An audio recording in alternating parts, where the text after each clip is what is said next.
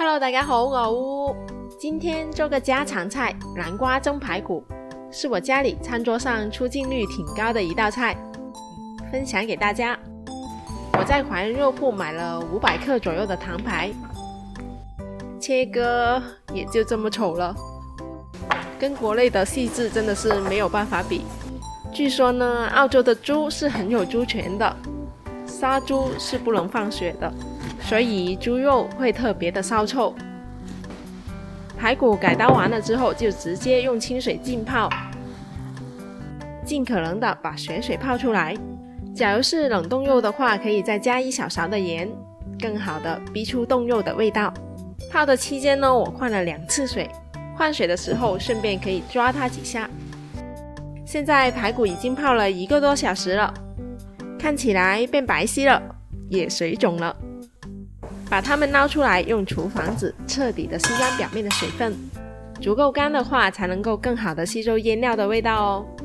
腌料中的主角之一就是豆豉了，洗干净后在干锅里慢火烘烤一下，烘到闻到豉香味那就好了。有的会喜欢保持整粒的豆豉，但我是喜欢稍微过一下刀，像这样1开2或者是1开3就差不多了，也不要切得太碎哦。再来准备3瓣的蒜头，切碎，接着来1-2条的红辣椒，调一丁点的辣味出来。不喜欢辣的当然就可以不放了。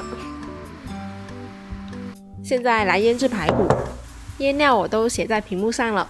南瓜本身是有甜味的，所以这里的糖我就只放了一丢丢。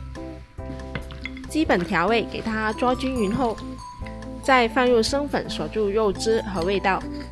这里生粉就要比平时多放一点点吧，因为待会蒸的时候南瓜很爱出水。最后把蒜蓉和豆豉也放下去，再分上2茶匙的生油，搅拌均匀，腌制20分钟以上。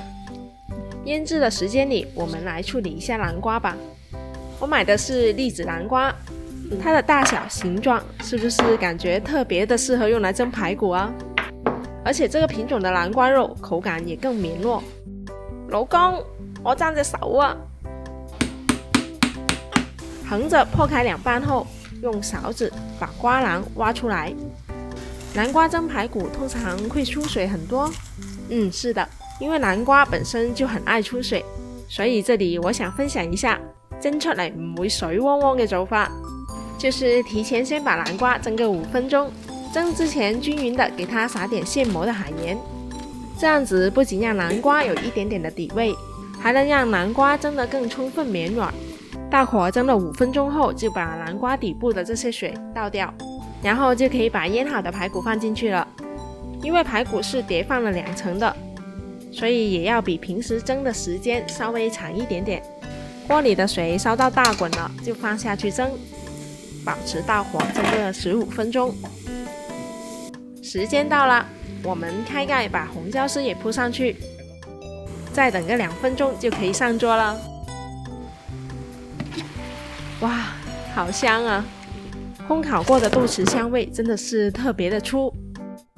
来加下面一块尝尝，酱汁的浓稠刚刚好。广东人最经典的家常味。再来挖1勺南瓜，它吸收了排骨的肉汁和酱汁的味道，加上它本身软糯的口感，超正的。假如喜欢乌乌的这道住家菜，那就请你分享给更多的朋友吧。我哋下期再見啦，拜拜。